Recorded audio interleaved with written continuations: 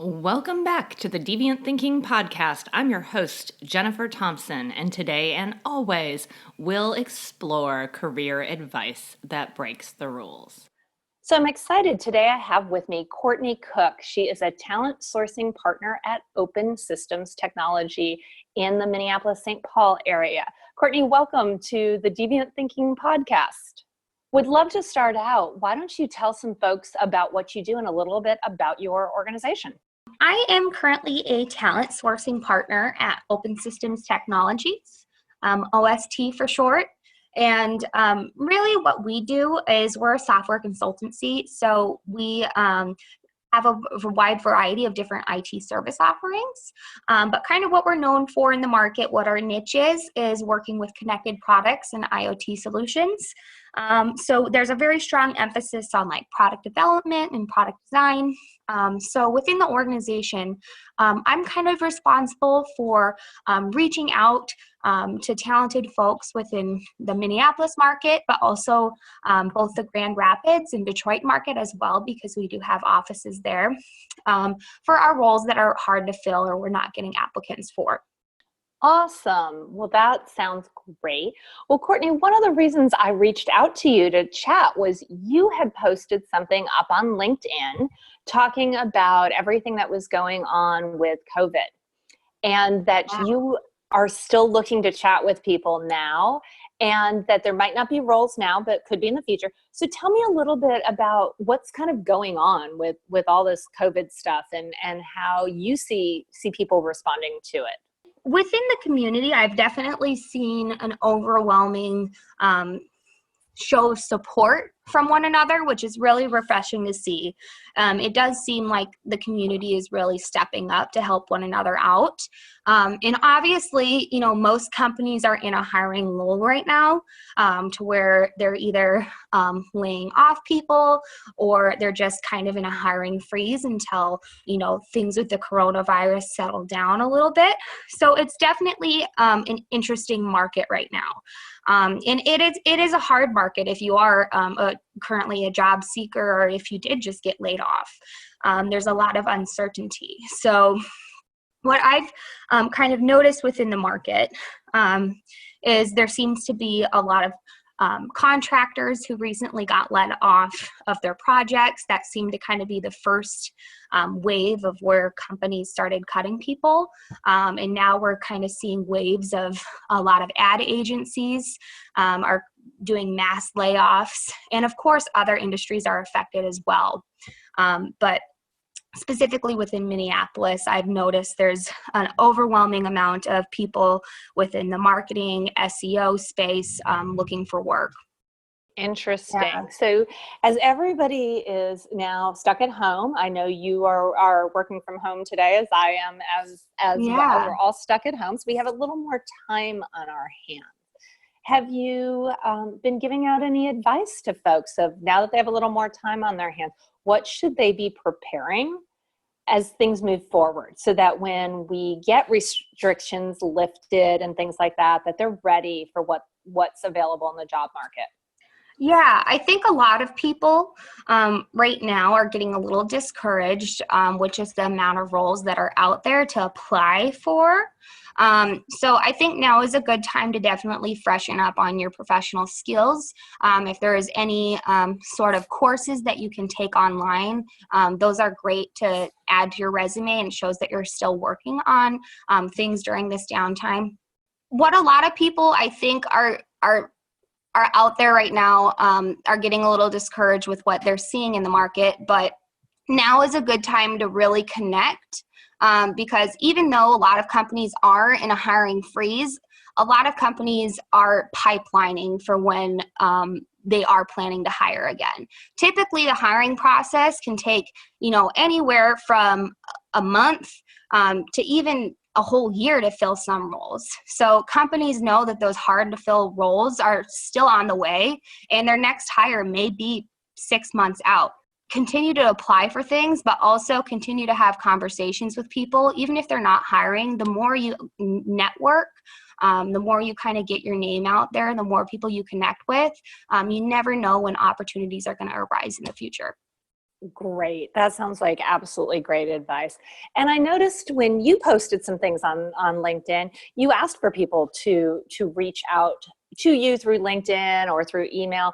What when someone reaches out that way, how do they approach you? Like what's a good approach for them, and how do they stand out so that they're memorable? Because if you're not hiring for 6 months, they need to be memorable so that 6 months from now they'll be top of mind for you.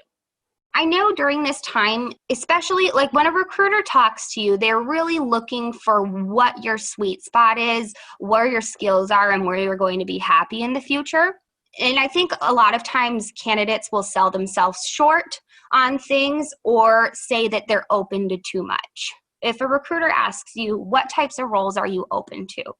If you're targeting a marketing role, say you're looking for marketing roles. Don't say, oh, I'm looking for marketing, could be advertising, looking for sales, looking for this and that and that.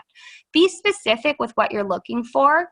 And that's what I will remember you for. If you're very overgeneralized with your answers and your skills, then it can be, you can kind of get lost in the mix. But one way to stand out from the crowd is to be sure of what you are looking for, what you want within your next role. And really now is a good time to kind of do that digging and searching to really be as specific as you possibly can.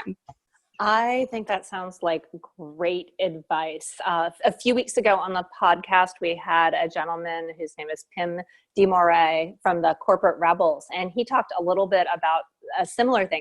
Did you know that it's like over 38% of the people in the marketplace are not actually doing jobs that are their greatest strengths and their best skill sets? Yeah, so, I didn't know that statistic, but that it definitely does not surprise me. Yeah. So really telling people what you're good at as an individual really does count, and declaring that, because I always find that if right, that's where the magic happens. If you can find what they're good at and it matches what you need, that's the sweet spot. Exactly. Great. And so as they reach out to you, is there ever a time that you don't want to hear from somebody? That's a good question. And it really, I would say no. Because even if OST ourselves are not hiring, I'd like to help out. I'm very well connected throughout the Minneapolis market, at least, and even a little bit in the Michigan market as well. So even if I may not have a role for you, I at least would like to, take a 5-minute conversation to learn a little bit more about what you're looking for, just so when that opportunity arises or I see a post on LinkedIn from one of my connections who's looking for something, I know whose name to comment. Typically, I would say I'm more likely to help if you're in the IT market, just because that's where I'm more tuned into. But I would say, don't ever hesitate to reach out. I mean, and that goes to any recruiters, because worst case scenario, they're just not going to respond. It's not something I would do, but it's always good to put yourself out there. And I think most recruiters just appreciate anybody who can reach out. That's great advice as well. I have so many clients who get nervous about reaching out to a recruiter because they don't want to bother them. Any comment on that? Yeah, I think a lot of people think that they're taking up my time by me talking with them, but a lot of them don't realize this is my job. I love talking to people, and even if I'm not able to necessarily connect you to the role and you think I'm wasting your time, I guarantee you I learned something about the market within our conversation. And my job as a recruiter is to know what's going on within the market and to just learn new information. So even if you think that you're wasting a recruiter's time, there's little nuggets of information that I take from every single conversation I have that it really is invaluable, and you don't get that any other way than talking to people and connecting with people. All right, so I'm going to switch gears a little bit on you, Courtney, as we talk about these roles that you have had available and that you hire for regularly. I'm really curious, obviously a lot of resumes come across your desk, a lot of connections and so on. Is there any that have really stood out to you and have really gotten your attention? Can you kind of share, of course, without disclosing any personal information or anything, but kind of share what made them stand out? Yeah, I would say the top advice I could give to anybody is put your accomplishments on your resume. Put them right front and center. A lot of people, I think, just like to stick with the standard bulleted of, okay, this is kind of what I did on a day-to-day basis. And then they think they're going to save the accomplishments for the conversation of when they get to the recruiter, then they'll start kind of bringing up some of their accomplishments. You can absolutely 100% list your accomplishments on your resume, and you should. With every single role, you likely had a major accomplishment, list it. List all of your accomplishments because those are the selling pieces. Those are the pieces that do stand out. And then also beyond that, I would say I think a lot of people shy away from listing their community involvement on their resume. But that's something that I know OST likes to look for. They like looking for people who are overall well-rounded and are servant leaders within the community. Volunteer, or maybe they coach a sports team or things like that. I think a lot of people are like, oh, well, it's not really related to the role, and they just don't think to list it on their resume. But companies like to see that because they want to see what you do outside of work as well. That sounds really interesting. And I do encourage some clients to do that occasionally, but now hearing you say that, I definitely will do that even more so. Because I always say if they're doing it for free, like that work in a lot of ways almost counts more because they're just putting in their effort. If they serve on a board, if they help an organization out, if they coach, if any of those things, there's a lot of value to that. Absolutely. Absolutely. And I think a lot of people sell themselves short on their resume and they think it's not related to the work that they do. But really, it just shows that you go above and beyond to, serve your community. So those are just traits that I know OST specifically looks for, but I know a lot of employers out there are the same way. Great. So someone gets a resume to your desk. Do you typically do a phone conversation with them? Like what's kind of usually the next steps? Yeah. So typically I am kind of the first call that you would have with OST. And really what I'm looking for in that first initial call, some basic pieces of information, really kind of trying to dive in and learn just more specifically about what you're looking for as a candidate. Because if what you're looking for as a candidate matches what the role is, then I think it would be good to pass you along to the hiring manager. Usually that first initial call is pretty, low key, very conversational, and 30 minutes long. So it's usually talking with a recruiter is nothing to be, worried about. We're really just trying to dive in and learn about what you're looking for. Great advice there, because it's supposed to be a conversation, right? It has to be a fit in both directions. I assume it's also an opportunity for them to learn a little bit more about your organization. Exactly. Yeah. And then, in that initial call, I do give an overview of obviously what OST does as a company, the types of work that we typically do, but also overall of the role. And also some of the benefits and whatnot of working with OST. Really, I would say most of the conversation is framed around, what's your experience and digging in a little bit more on that. Great. So what's your favorite question to ask? Well, that's a good one. I would say my favorite question to ask is, what are the 3 main things that you are looking for within your next role? Because that answer is typically, it shows a lot of what people, they'll say, oh, well, I'm looking for this because at my current company, we have this, and this. And, oh, I'm really looking for a company that supports learning because I've been wanting to go back and get my master's degree for this long. And, it just brings up some areas that you don't necessarily get to see on a resume. Which I really like that. And then once somebody tells me what the 3 main things that they are looking for, within their next role, I ask them 3 reasons why that is important to them. And typically that question is just very telling of who the person is and, if they would be a fit within our culture as well. I love it. I love that your focus, Courtney, is so much on what that person wants. I think OST must be very privileged to have you, because you probably recruit really great people, because it is kind of, again, that magic. Thank you. If it fits in both directions there, for sure. Exactly. So this has been absolutely fabulous. I guess kind of my last question would be, again, like on that standing out and being remarkable, what's your biggest piece of advice?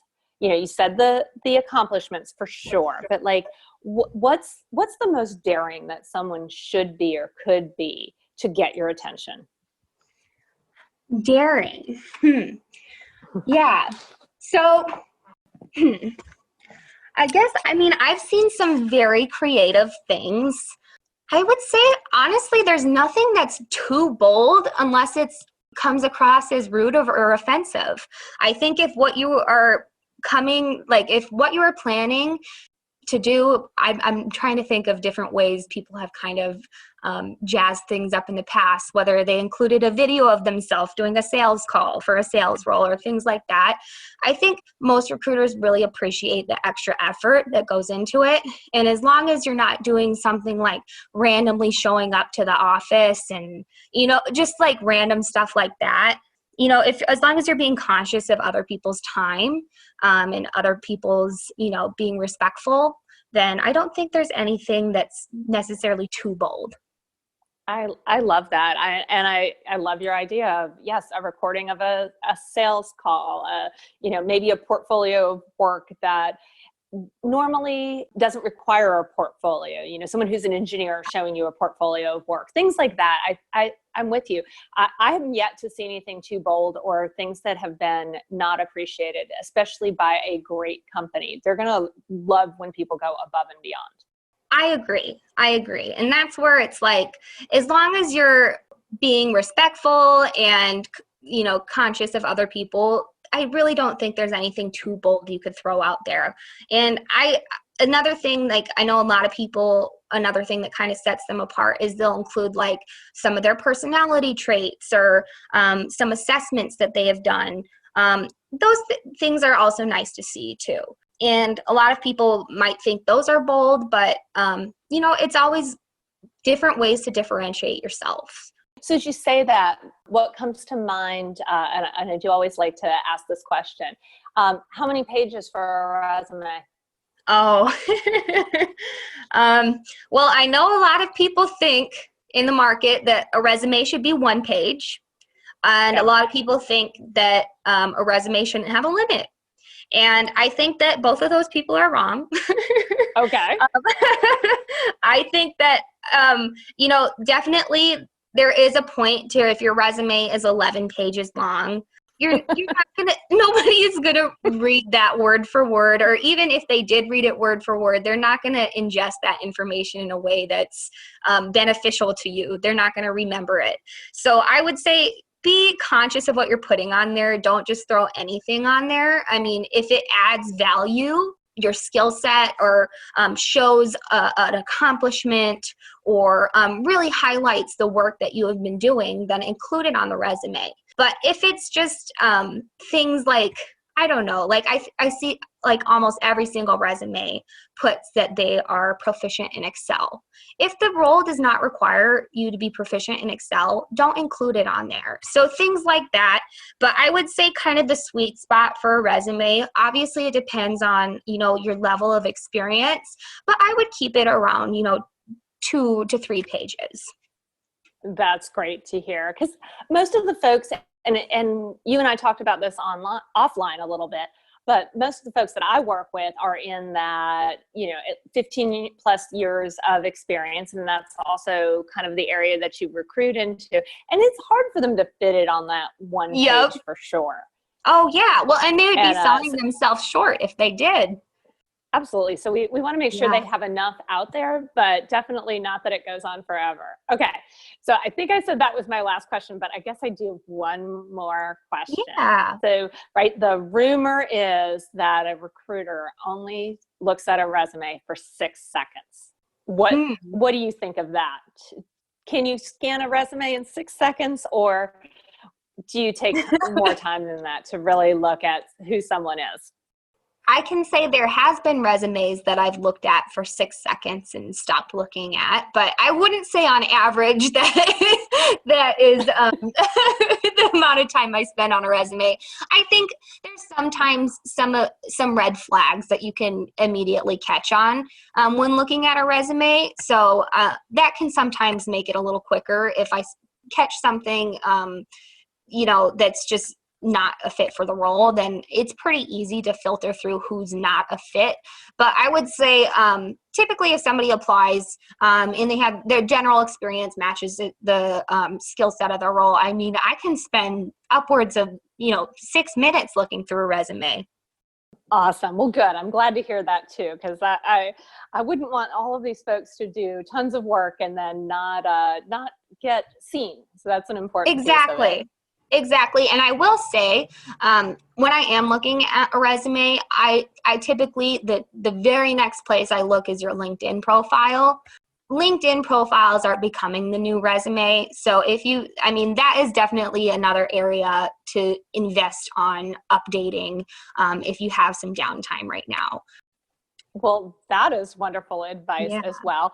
So you keep coming up with good points. So I keep having new questions here. So on the LinkedIn profile, just out of curiosity, what do you think of the recommendations section? How valid is that for you? I love when somebody has a bunch of recommendations. I mean, that just makes me feel validated as a recruiter. If I'm going to present somebody to the hiring manager, I want that hiring manager to be, happy with the candidate that I give them. And I want them to be like, great, that was an excellent find. When we see those recommendations given on a profile, it just kind of reaffirms what we already believe, that you'd be a good fit for the role. Definitely reach out to your network. If there's anybody that you have worked closely with that you think will give you a recommendation, definitely reach out. But I think the best way to get recommendations is to give them. So go through everybody that you've worked with in the past 15 years. And if there's anybody that kind of stands out, give them a recommendation, because after reading the recommendation that you've given them, they'll likely want to give one back to you. That is great advice. And I would add, it shows a lot about the person giving the recommendations, that they were thoughtful and kind and cared about others to take that time and recommend others. So exactly. I think it says as much about them as it does about the person they're recommending. I agree. Well, absolutely wonderful. Well, Courtney, this was an absolutely fabulous talk today. I am thrilled that you were able to make the time to meet with me. Is there anything else that you would like to say to all of these folks out there who are sitting at home dealing with the COVID situation? Yeah.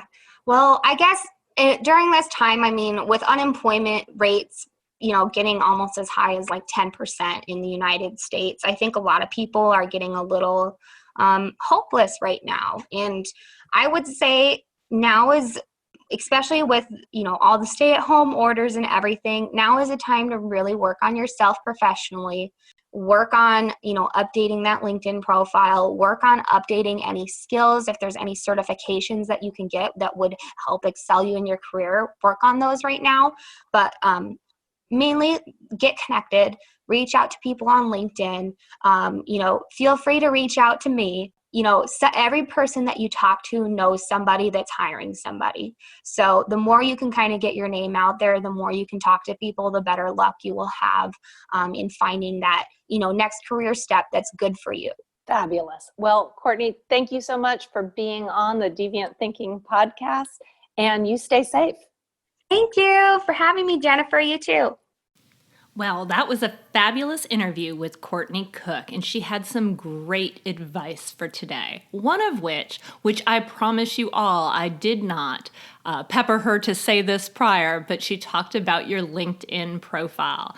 And for the month of April, I am offering my LinkedIn program that helps you to update your profile. It helps you get recommendations, all kinds of great tips and tricks to get that LinkedIn profile ready. I'm offering it for the month of April for just $9.99 instead of my regular $49 price.